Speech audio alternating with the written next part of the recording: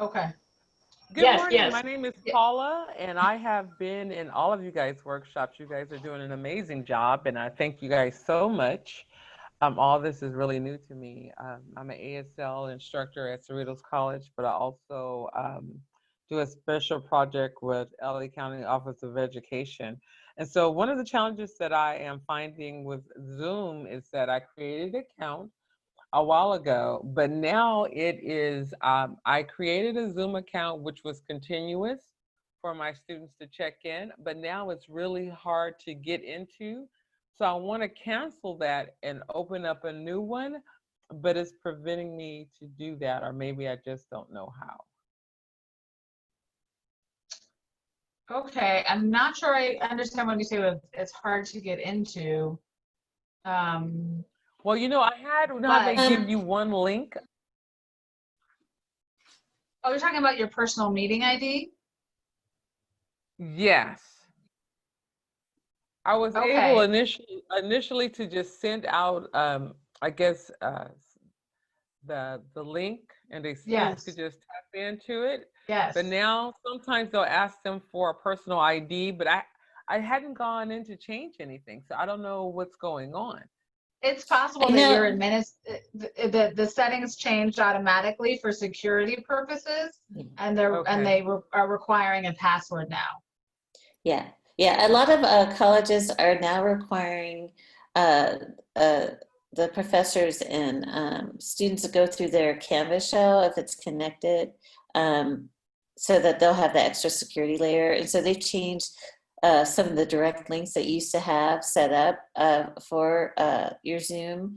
They don't recommend that people do that. They usually recommend that you go through whatever their Canvas Creating setup it. is. Yeah, Yeah. they want you to See, create we like a have new meeting each time. Okay, and see, that's what I want to do.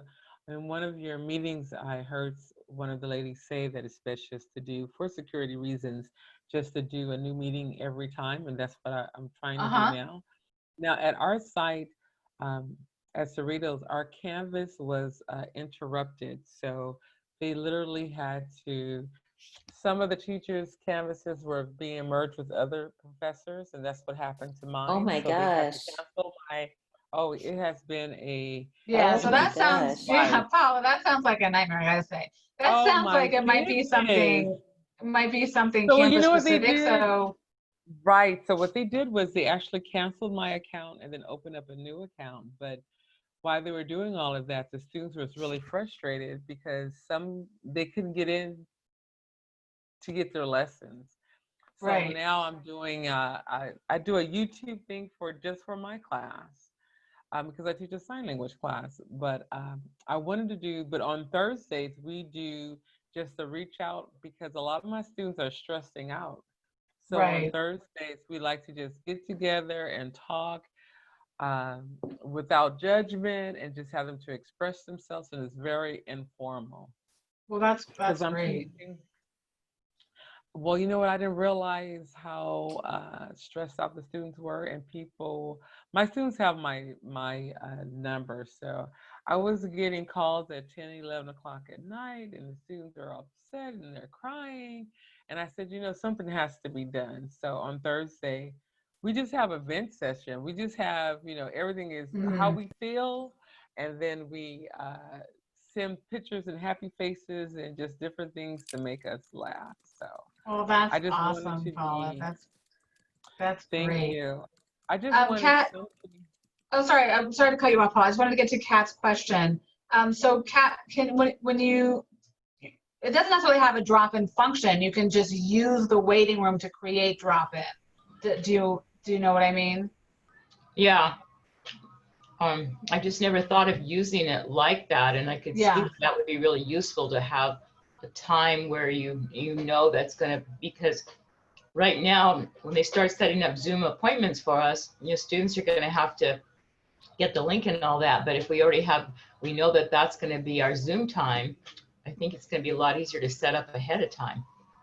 Yeah, if you do for drop-in, if you're going to do individual appointments, you would probably want to do it through your own individual Zoom account.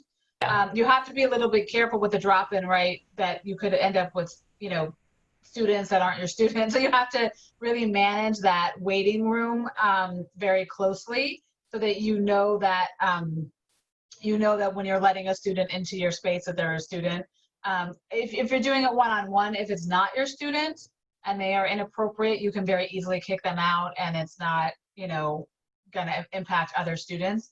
But you just want to think about, whatever ways. So in the same way that folks might be using Zoom for office hours, you can use them for drop-in kind of in that same way. Yeah, so I think, and maybe Kim can help me with this, I think what we do at Trade is that we've created a counseling Canvas shell, and then we set that up, and so students can come through that counseling Canvas shell to get to Zoom, and that way we know who the students are. And then I think, Kimberly, you've been doing some of the workshops on Zoom, that we have an ongoing series of workshops for students, and I think some of those are set up in Zoom.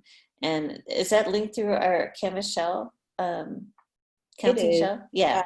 It is, although most of the counselors who are facilitating the workshops, they create a QR code that links directly to the Zoom, but the flyer itself is housed in the individual Canvas shells for each facilitator, each counseling pathway, and then that allows the student to go in through there. So they have to log in through the single sign-on in order to get into the session. I think. Kimberly, can you talk a little bit about when you say creating a QR code? What are you meaning with that? So a lot of our students can use their phone to just a QR code. I don't know if everyone has seen one. It's like I don't know what QR. It's like a little symbol. But it's it looks almost like a barcode. Kind of like a barcode-y. Yeah. A square barcode, and you can have a link created that once a student puts their phone to that barcode, it'll route them directly to the site. So that helps with, students fudging and the web address. They don't have to type anything in. It's just like an ease of use and functionality. And I can't think of the website, but I will find it and share it in the chat if people want to play around with it. But it's really useful. Any flyers that you're putting out there to increase interest or traffic to your workshops or websites, you could use this, and it works really, really well. And so it goes directly, it basically is the Zoom meeting link? Yes, you can create it so it's just the Zoom meeting link. Yeah, it encodes. So are they worried about link. like security though, in terms of like having that QR code out there? Or I guess most hackers are not going to be looking for QR codes. They're going to be looking for actual Zoom links. In order to get the flyer, they have to go into Canvas because that's where the flyer is housed. Gotcha. Mm-hmm. Now, if the student downloads that flyer and shares it across the With world, Zoom hackers. but we hadn't thought and about I honestly that. think that the Zoom hacking, it's like they just do like low hanging fruit. I think they search the web for like zoom.us and they try to find those links. So they wouldn't necessarily be finding like a QR code. So that's another way of doing it, Kat, instead of like sending the link, is you could potentially do that QR code. Okay, so now I'm going to turn it over to Phyllis, who's just going to really quickly share how she's using Canvas to do asynchronous workshops. And then Kimberly and I, if we have time, we'll do just a very quick live demo of Cranium Cafe, which is sort of its own sort of behemoth. Yeah, so I won't take a lot of time. I've been using Canvas to offer asynchronous workshops. That means that you don't need the student to be there in a live session at the same time. And I use this for the prerequisite verification workshops that we offer for our pre-nursing students. So you can imagine we get so many students. We have a wait list, so we have 400 students on our wait list. So we get super busy. And I did this a few semesters ago because it was just too many students and we had to reserve these large room spaces, and it didn't make sense. And basically it's really good for if you have students who have to submit documentation, and because it's FERPA compliant, I worked with our distance education coordinator to make sure that any of their documents that they submitted that we would be in compliance with the law. Some of the pros and cons are that for me, it's efficient and easy way to collect important documentation and share the information with students. So I create a shell, just like a class, but it's a workshop, and I organize it into modules. And so they can always kind of access this information if they need it. I also use additional tools to help manage their registration and tracking of their progress. I use Eventbrite for the registration process because it's just easier for me. But once they're in the system, I also use Microsoft Forms. And it's ideal for students with access to technology and who are familiar with Canvas or online learning. Some of the cons is that it's not very high touch or personal. So these are students I've usually already interacted with, either through the information session that's done face-to-face or through other counseling appointments we've had. So I wasn't so worried that it wasn't as high touch or personal. I don't think I would use something like this if I just totally didn't know any of the students. It's a bit of a learning curve to learn what tools work best. Well, also considering the FERPA guidelines, like how to incorporate additional tools.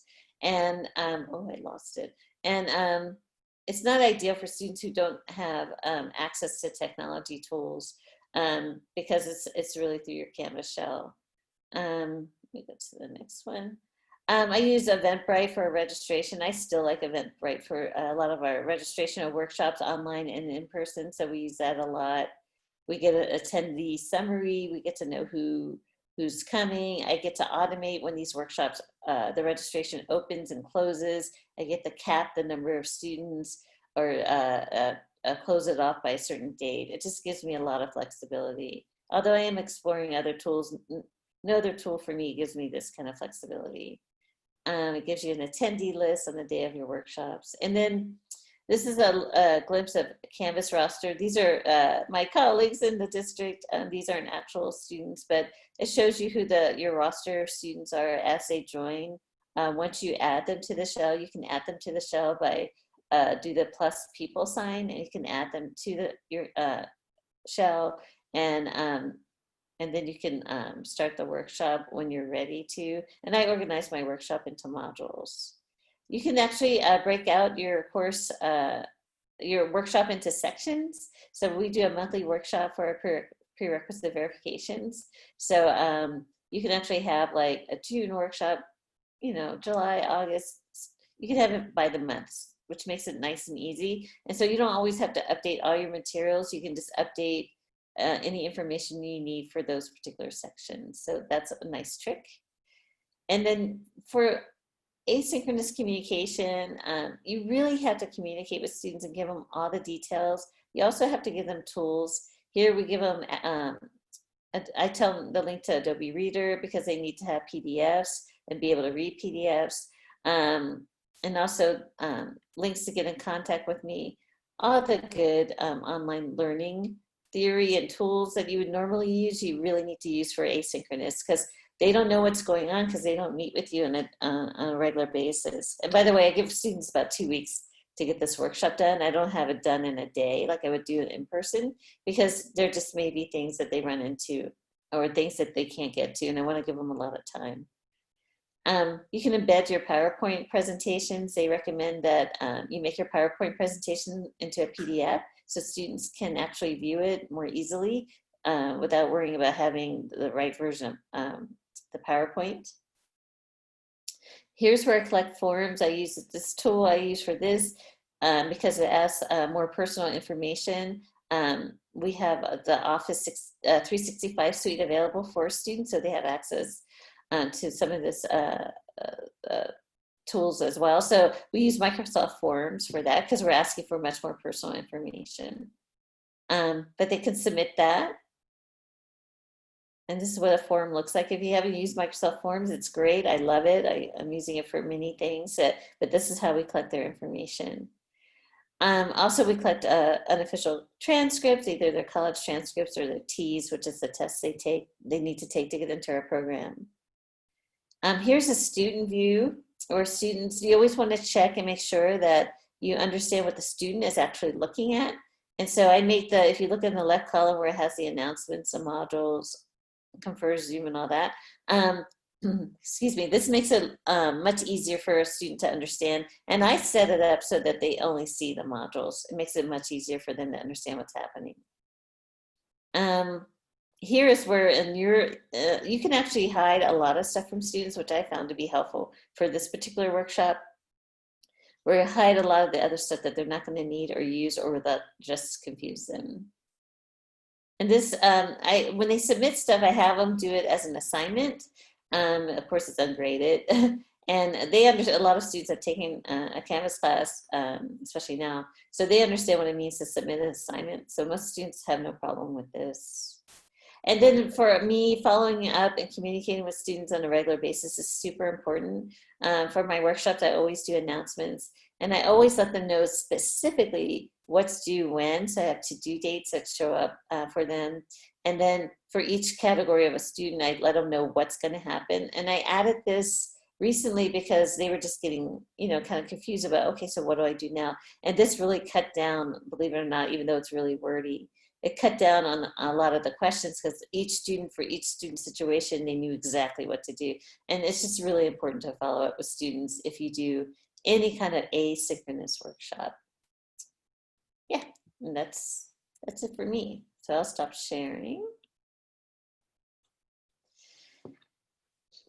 Thank you, Phyllis. So I'm going to show you really quickly. Now we're going to talk a little bit about Cranium. So Cranium again is a bit of a lift. It does require you to sort of have a new software brought into your system, hopefully integrate with your student information system. You do have to do a lot of sort of back-end setup for it, train your counselors, train your staff, and whatnot. So it's not necessarily a short-term solution, but it can be a good long-term solution. And especially if many of us are looking at being online in the fall, right? It may be nice to have that solution available through the fall, as well as you can continue to offer online counseling even once we go back to normal life, and most of our services or all of our services being offered primarily in person. It's still nice to be able to give students that online option. And there were some of our colleges that were already doing online counseling through Cranium before this already happened. So it's something to think about in terms of a long-term investment. So I'm just going to show you really quickly.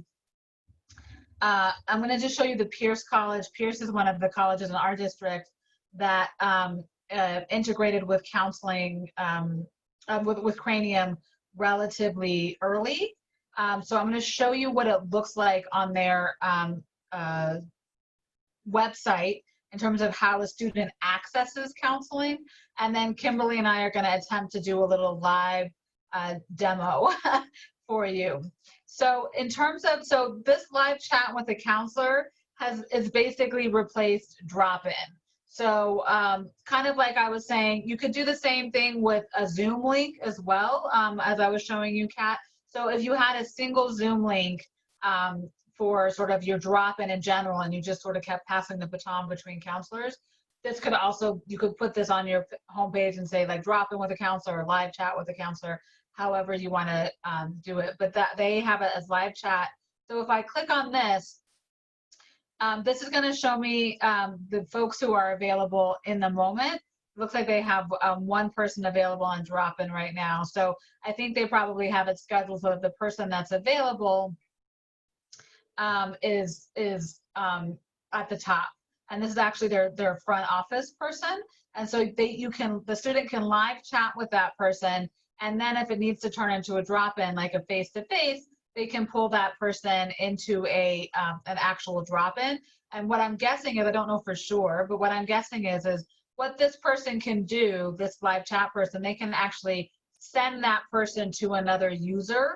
So since she's a student services assistant, she's probably doing a little bit of triage to see what the student questions are, what they need, and would be then sending them to the appropriate counselor based on what that question is and who is available at that time. So that's how they can access that. And then in terms of making an appointment, this is how they can make an appointment.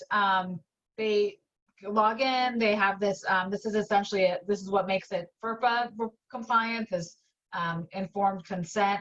And then they're required to log in through their Canvas page, that single sign-on. Again, that's how you sort of know it's a student. They do also allow for a guest registration in case a student is a prospective student and does not actually have that Canvas page. And so what it does is it takes the student to their Canvas login. They log in, they authorize Cranium. I don't know if you can see all this basically, but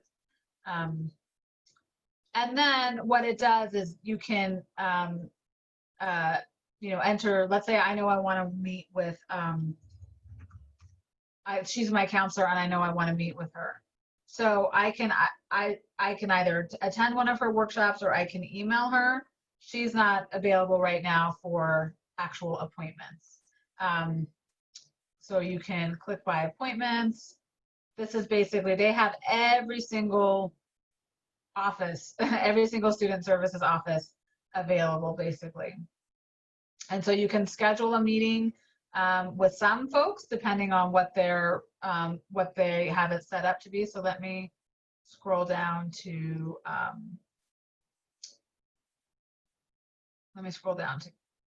general counseling. So for instance, and you can customize it. So she customized it to say, let's meet. So I can click on this and it's going to tell me when she has the next available schedule. You can also set it up so that your frontline worker, your frontline folks, your assistants and whatnot do all of the scheduling, and students do it through them as well. It's looking like she might not have any appointments available.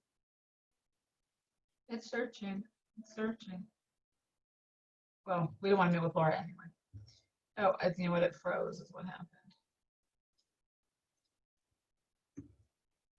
My computer froze. So now we're just going to do a very quick live demonstration. Kimberly is going to invite me as a student to do a session with her. And so we'll just show you what it looks like a little bit from the student's perspective and then also from the counselor perspective. I'll share my screen.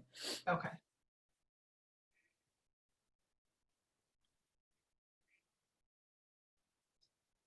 And I'm entering my cafe, so this is what it would look like for me. So now that I'm inside of my cafe, I can send a link directly to Joanna. We're having this again. What it's ZIMRINJB. B. Okay.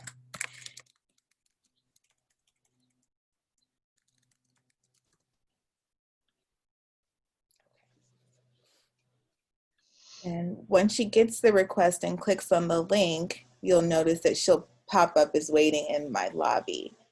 And I don't know if we can toggle screens if you want to show them what that looks like, Joanna, on your end. Yeah, sure. Stop sharing. Well, actually, you know what I can do is I can, I think we can share simultaneously, actually. Oh, okay. So this is what it looks like from a student. I clicked on that link and it's asking me for like the reasons that I would want to meet with the counselor. So I'm going to say drop an appointment and I click OK. And then Kimberly's and now I'm in the lobby. Well, it says welcome to the lobby and they'll be with you shortly. So see if you can also share, Kimberly. Does everyone see my screen now? No. No. No. Okay. Well, I don't, but I'll stop sharing. Okay, now I do. Yeah. Okay. So, so here she is in the lobby, and you could have multiple students waiting in the lobby. So if I had a group of students who I needed to follow up with, I could send them all a link, and then they would all be waiting in the lobby, and I could pull them in. It gives you the amount of time a student has been waiting, so you can prioritize who you let in according to that amount of time. But it really just serves as a physical lobby that you would have in your office. So I'm going to bring Joanna in. I could also send her a private chat to just tell her, you know, just hang on a minute, I'm still in a meeting, but I'll get with you in a second. Or I can kick her out of the lobby if I realize she doesn't need to be there. Why you do that? So here, and so now I'm going to close this.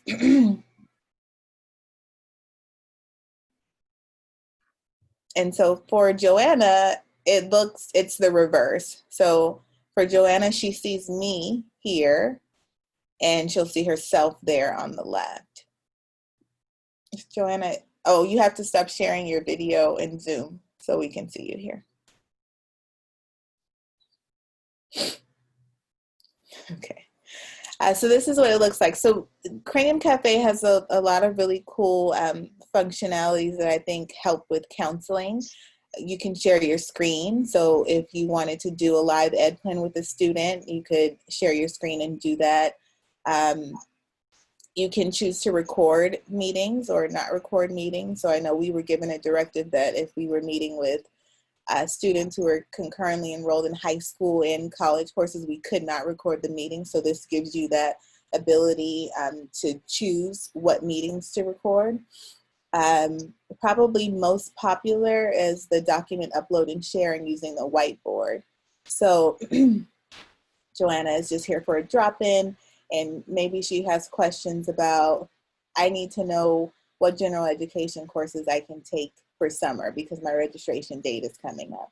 So I could go, I already have these documents stored in my database for meetings, but you could also upload meeting documents inside of the meeting, and I'll show you what that looks like as well.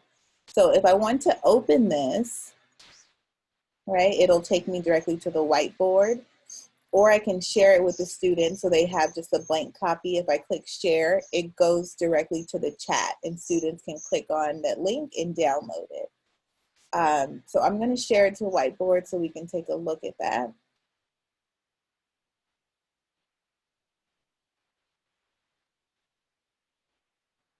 And so on my end, it's possible that I have another screen open and I'm looking at the student's course history. I can use the check mark to mark off things that a student has already completed. So this is our completed column. So we'll say maybe they completed astronomy, they've completed Spanish.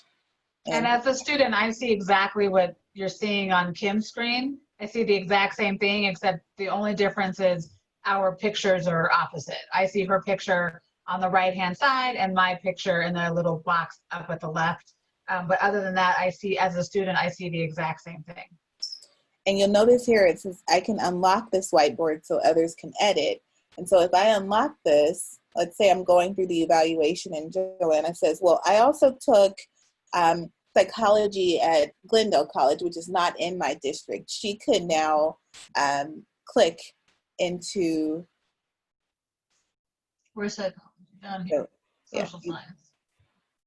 I see. So you, I you could have say, to select the check. oh, I have to select, sorry. Mhm. I can say, I did this because I did GCC Psych 1. So it makes it interactive. The student can participate. You can then lock it if you don't want the student to type anything else into the screen, right? You can use the highlighter function, which is really neat. So I would say, so I suggest this summer you take history and math, right? So that's what it would look like. And then you can save this. You could also, if you wanted to. I can save it as a student. The student can save it and the counselor can save it. Kimberly, we do have a question about just general, like sharing a regular screen, not sharing a whiteboard. So as soon as we're done with this, maybe we can show them I that. will show that. So then you can save this, and I'm going to show you really quickly how you save a document into the meeting. So I just saved this. It goes to my downloads. I will name this. Save it to my desktop. I go back here and so I'm going to close this. And then so I'm going to show you how to upload documents to Cranium. So if I click upload, and there is my test with Joanna. And now this becomes a document I can send to the chat. So she'll have this as well. And you can also just ask the student to share it on their end too. Absolutely. So that's what that would look like. And then when you say a regular screen, are we talking about just a web page that I may have open? yeah, just like sharing a screen. So they're saying when they share a screen, she can't see the student. Yeah, so like for example, with Zoom, if I press share screen, then it lets you choose one of many different like windows you might have available, right? And then you share that window. Like let's say I want to share a PowerPoint document, or I want to share assist.org. And then what I can do is I can see it in Zoom with the student, like I can see the student's reaction as we're talking, right? But when I did that in Cranium and I went to Cranium, then the screen that I'm sharing, like if I'm sharing an assist, then I could either go to the assist window or I could be in the window where I can see the student, but it wouldn't let me do both. You know, like where I could see both the screen and be within Cranium. I don't think that I've had that issue. Let me see if I can replicate what you're describing. So it's not the whiteboard. Screen, and I'm going to choose. Well, let me do it another way. I'm going to make this a new window, and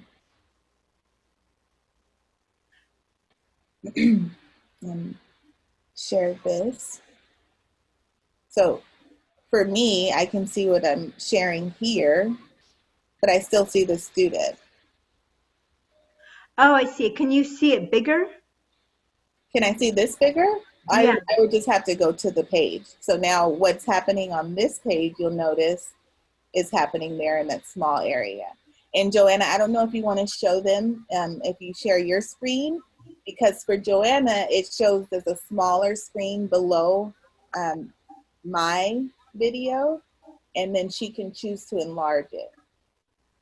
Does that answer your question, Irina? Well, so for example, for your screen, looking at your screen, right now you're sharing this little window that's in the top left corner, this tiny little left corner, like by your photo, right, or by your video. That's right? the screen that I'm sharing, which is this one, which you see now. So it's interesting because what we see on Zoom still is me. So are you looking at that? Are you looking at that LA Trade Tech website on your screen, or no? You're looking at you're looking at that big picture of me. Like if you want to see the page you're sharing big, but you still want a small view of the person you're talking to. So, like swap my face with that Trade Tech screen. So Joanna, what you see in Cranium, there's below you should be. No. I'm looking at your shared screen. Okay, so for my shared screen, I'm only in Zoom. I'm only sharing this screen. But for me, I have my website, the page that I'm showing you to the right. Let me see if I can. I see what you're saying. Let me show you my full screen. Yeah, so we can see your desktop maybe. I got it. Let me see. Show it to you. You should be able to do that. Like this. Okay, so yeah, so you're seeing both. I see this and this. So this is what it would look like if I were working with the student right now. So what she did is she minimized the Cranium screen, right? So that's like the Cranium screen is over half of her monitor, so she can still see my face. And then the page that she's working on, like Assist or whatever, is over half of her monitor. So she can basically be doing both. Oh, I see. So you have to have it in two separate windows then. Yes. That's the easiest way to do it. So that's why you saw when I initially went to create the screen that I I moved this to a separate window instead of just an extra tab. Oh, okay. Oh, I see. Okay. Because if you open it as just a tab, then you can't toggle as easily. Yeah, because then either you have to choose one tab or the other tab. Exactly. So you have to do another window and then make, adjust the size of each window. I see. Yeah, so she can still see me and she can be working on whatever she's working on. Because it's different in Zoom. In Zoom, you share the screen and it's all in the same window and it's all in the Right. same You kind still of- see the thumbnail. Right. Yeah. And you can do the same thing, but for me, because I don't want students seeing my very messy desktop, like I don't want you guys seeing it either. That's why I just choose the actual window that I want to show you. But There's no way to swap this, the thumbnail that you're seeing, Kimberly, of yourself. There's no way to swap that and see my thumbnail there. no. And even if we had multiple guests in this room, which you can't do in cafe, but you can do in classroom, they show up on the right, just Right. like they do in Zoom. Yeah. Great. Okay. And then can you choose a specific window? Like I was having that problem with Zoom. It's very easy. You can, when you share a screen, it asks you what window do you want to show, and it shows all your windows. But when I was doing it in Cranium, with practicing with a colleague, pretending that my colleague was a student, it wouldn't show me all my, like it wouldn't Right. show me the windows that I could choose Right. from. Yeah. So I just clicked it now, so you should be able to see it. So Yes, we can. when I click share screen, you can view the entire screen, which is what we were just doing a few seconds ago, or the application windows. So, but you have to remember your main internet browser, it may have tabs, not windows, because these are tabs. These are not all of the available windows. If I wanted to pull this out and make it a new window, then it becomes something that I can show here. Oh, I see. So it won't let you choose all your tabs. It only let you choose your windows, but it Correct. will show all the windows available. All of the windows that are individual windows, yes. Yeah. And Zoom actually does a similar thing. If you don't have, if the thing that you want to share is not open visible on your computer, it doesn't necessarily show up in the share screen tab. I see. It's Okay. kind of similar in that it has to be something that like you could be looking at on your, like actively seeing on your computer, not a hidden tab. That But I'm makes so sense. happy you brought that up because I didn't know that that's how you were viewing it when I shared just the application window. I thought you could see Yeah. the other screen. And So then if that you was share, that was really helpful, Kimberly. Thank you so much. and so if I open it in a new window, like it's still in the same browser, like Chrome, then the student would not see all my tabs open on my other window. Okay, because I have things like notes, all my notes for students in a Absolutely. share file that I don't want the student to see that. So, right. okay. Yeah, so it's always safer to just open it in its own window and then you can isolate it to just that window. And thank you, Kimberly, because I've had trouble with that application window function too. So it sounds like in Cranium, you do have to have a separate window open. Okay. Great, thank you so much. That's really We're learning. We're learning. We're all learning. All right, well, we do have just about 2 minutes left. So I don't know if there's any other questions. Let me go back to sharing my video here so you can see me again. Where'd it go? Oh, am I? You heard dark. Oh, because I'm still in the cranium Okay. session. Sorry, I didn't kick you out. Oops. Okay, There you go. So the only other things that we just had kind of thoughts that we had for today beyond the demonstrations was just kind of thinking about the need for self-care. And this is something that I think that comes up a lot for counselors, but I think is really important right now, especially that we're really thinking about taking care of ourselves and helping our supervisors, our managers, our deans, our chairs, whoever, kind of recognize that. And I think that it's important that we think if, we really in our, your depending on how busy your counseling center is, your chair or your dean may want you to be doing like back to back to back to back to back to back sessions. And just my personal opinion is that you really try to want to advocate for yourself to build in some little mini breaks. There's all kinds of literature out there right now that's sort of popped up in the last few weeks about how it's exhausting to be staring at a screen all day like this and to be engaging with people in this way via video chat. And there's tons of articles about it. You can give to your dean, you can give to your chair, that you need to take a break from the screen. You need to go outside or walk around the house or just do something to kind of take a break from looking at the screen. So just make sure to advocate for yourself, to build in those breaks in your schedule if you find that you're going back to back to back to back. As one of our participants said, you're getting calls late at night. I think it's important for us to set boundaries with our students and to set up reasonable expectations for how we're going to be able to assist them and when we're going to be able to assist them. I think when we're working from home, the lines between work and home get blurred quite a bit. And it's easy to just kind of like be constantly available to our colleagues or to our students. And it's important for our own continued health and to not get super burned out that we do set some boundaries for ourselves. And I'm not going to, answer the phone or email after 7 p.m. or whatever it is, and communicating those boundaries. I have my office is in our guest room. And at the end of the day, like 5 or 6 o'clock, whenever I'm done, I literally like walk out and I say to my husband, I'm home, I kind of try to just create that like separation of like, okay, I'm off work, I'm home now. So I'm just kind of trying to do some of those things to help you kind of make that distinction between work and home. And it's so hard. Our students are going through so much right now. They're dealing with so much. They themselves are sick. Their friends and family are sick.